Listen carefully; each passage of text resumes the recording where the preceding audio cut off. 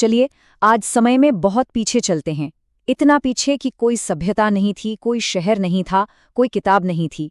हम जा रहे हैं भारतीय उपमहाद्वीप के उस गहरे अतीत में, जहां इस धरती पर मानवता की पहली कहानी लिखी गई। तो सवाल ये है कि आखिर वो कौन थे, वो पहले इंसान जिन्होंने इस जमीन को अपना घर कहा। ये सवाल सिर्फ इतिहास का नहीं है, ये हमारी अपनी जड़ों को, हमारे अस्तित्व की शुरुआत को समझने की एक कोशिश है। हमारी कहानी का पहला पड़ाव उन गुमनाम बादशाहों के बारे में है, जिन्होंने इस जमीन पर लाखों साल तक हुकूमत की और फिर एक दिन इतिहास के पन्नों से हमेशा के लिए मिट गए। मिलिए होमो इरेक्टस से। ये हमारे सीधे पूर्वज तो नहीं थे, पर इंसानों की ही एक अलग और बेहद कामयाब प्रजाति थे। शारीरिक तौर पर हमसे कई ज्यादा मजबूत, और भारत में इनकी मौजूदगी का सबसे बड़ा सबूत हमें मिला है मध्य प्रदेश की नर्मदा घाटी में, एक खोपड़ी का टुकड़ा जिसे हम आज नर्मदा मानव के नाम से जानते हैं। जरा इस टाइमलाइन को देखिए। होमो इरेक्टस ने इस धरती पर 10 लाख साल से भी ज्यादा वक्त गुजारा। 10 लाख साल, ये इतना लंबा समय है जिसकी हम कल्पना भी नहीं कर सकते। हमारी अपनी प्रजाति होमो सेपियंस तो इनके सामने बस कुछ ही हजार साल पुरानी है। सच कहें तो इस दुनिया के असली प्राचीन बादशाह तो यही थे। उनकी जिंदगी बहुत सीधी सादी थी, लेकिन कामयाब थी। उनका सबसे बड़ा हथियार था ये हैंड एक्स, एक पत्थर का औजार जो काटने, खोदने, शिकार करने हर काम आता था। वे अपनी जबरदस्त शारीरिक ताकत से बड़े बड़े जानवरों का शिकार करते थे, लेकिन उनमें एक बहुत बड़ी कमी थी।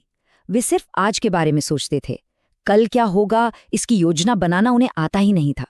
और यही कमी एक दिन उनके पतन का कारण बनने वाली थी। और फिर वो दिन आया जिसने सब कुछ बदल कर रख दिया। एक ऐसी प्राकृतिक आपदा आई जिसने इन भूले हुए बादशाहों के 10 लाख साल पुराने साम्राज्य को पल भर में राख कर दिया। आज से लगभग 74,000 साल पहले इंडोनेशिया में धरती का सीना चीरकर एक महाज्वालामुखी फट पड़ा।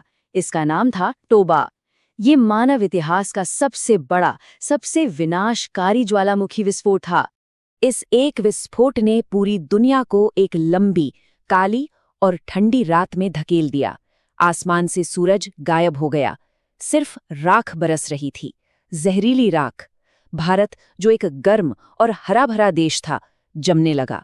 नदियां जहरीली हो गई, पेड़ पौधे मरने लगे।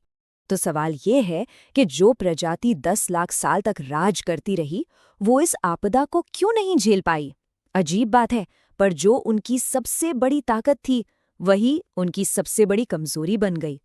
उनके विशाल शरीर को जिंदा रहने के लिए बहुत ज्यादा खाने की जरूरत थी, लेकिन अब खाना था ही नहीं। उनके भारी हथियार छोटे और फुर्तीले जानवरों के आगे किसी काम के नहीं थे, और क्योंकि वो भविष्य के लिए कभी सोचते ही नहीं थे, इस महाविनाश के सामने वे पूरी तरह बेबस हो गए। एक प्रजाति का अंत दरअसल एक नई प्रजाति के उदय का रास्ता बना रहा था। अब कहानी का फोकस हमारे अपने पूर्वजों होमो सेपियंस पर आता है। वे भी विनाश की कगार पर थे और अफ्रीका में अपनी जिंदगी बचाने के लिए एक हताश सफर पर निकलने वाले थे। टोबा के विस्फोट ने अफ्रीका के मौसम को भी तबाह कर दिया था। जंगल सूख रहे थे, जानवर मर रहे थे। तो हमारे पूर्वजों के पास सिर्फ 2 ही रास्ते थे, या तो वहीं रुककर भूख से मर जाएं, या फिर एक अनजान सफर पर निकल पड़ें, ये जाने बिना कि आगे क्या मिलेगा। ये कोई एडवेंचर नहीं था, ये जिंदा रहने की एक मजबूरी थी। तो उन्होंने दूसरा रास्ता चुना। उन्होंने समंदर के किनारे किनारे चलना शुरू किया। समंदर से उन्हें खाने को मिलता रहा और रास्ता भी। ये 1 या 2 लोगों का सफर नहीं था, ये कई पीढ़ियों तक चलने वाली एक लंबी, बहुत लंबी यात्रा थी। हजारों साल लगे उन्हें अरब के तटों को पार करके भारत की जमीन तक पहुंचने में। भारत पहुंचने पर उनका संघर्ष खत्म नहीं हुआ, बल्कि एक नई शक्ल में शुरू हुआ। यहाँ का माहौल, यहाँ के जानवर, सब कुछ अफ्रीका से अलग था। जिंदा रहने के पुराने तरीके यहाँ काम आने वाले नहीं थे। होमो इरेक्टस के भारी भरकम हैंड एक्स यहाँ के छोटे और तेज तर्रार जानवरों के लिए बेकार थे। तो हमारे पूर्वजों ने इस मुश्किल का सामना कैसे किया? वे कैसे जिंदा बचे? इसका जवाब एक छोटी सी लेकिन क्रांतिकारी टेक्नोलॉजी में छिपा था। एक ऐसा आविष्कार जिसने शिकार करने का तरीका ही बदल दिया। इन्हें कहते हैं माइक्रोलिथ। ये छोटे छोटे धारदार पत्थर के टुकड़े उस जमाने की मिसाइल टेक्नोलॉजी थे। इन्हें लकड़ी के भाले या तीर के आगे लगाया जाता था। अब हमारे पूर्वज दूर से छिपकर भी सटीकता से शिकार कर सकते थे। ये इस बात का सबूत था कि जिंदा रहने की जंग में ताकत से ज्यादा दिमाग काम आता है। लेकिन सिर्फ टेक्नोलॉजी ही काफी नहीं थी। उन्होंने आग पर काबू पाना सीखा, जो उन्हें गर्मी और सुरक्षा देती थी। भीमबेटका जैसी गुफाएं उनके पहले घर और पहले किले बने। और सबसे जरूरी बात, उन्होंने एक समाज के तौर पर जीना सीखा। शिकार को आपस में बांटने का नियम बनाया ताकि समूह का हर इंसान जिंदा रह सके। और जब पेट भरने की चिंता थोड़ी कम हुई, तब इंसान के दिमाग के अंदर कुछ नया पनपने लगा। ये सिर्फ जिंदा रहने से कहीं आगे की बात थी। ये संस्कृति, कला और पहचान के जन्म की कहानी थी। ये वो पल था जब इंसान सिर्फ एक जानवर नहीं रहा, जब उसका दिमाग सिर्फ खाने और सोने से आगे सोचने लगा।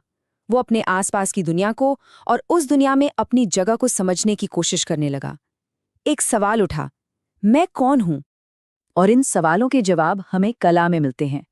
भीमबेटका की गुफाओं की दीवारों पर उन्होंने अपनी कहानियां पेंट की। शुतुरमुर्ग के अंडों के छिलकों से खूबसूरत गहने बनाए। ये खुद को सजाने, अपनी एक पहचान बनाने की पहली कोशिश थी। वे अब सिर्फ जी नहीं रहे थे, वे अपनी एक कहानी गढ़ रहे थे। शायद सबसे बड़ा बदलाव मौत को लेकर आया। अब वो अपने प्रियजनों के शवों को बस यूं ही नहीं छोड़ देते थे। वे उन्हें सम्मान से दफनाते थे और उनके साथ औजार और गहने भी रखते थे। ये इस बात का पहला सबूत है कि इंसान ये मानने लगा था कि मौत अंत नहीं है, बल्कि एक नए सफर की शुरुआत है। सोचिए, उनकी यात्रा कितनी अविश्वसनीय थी।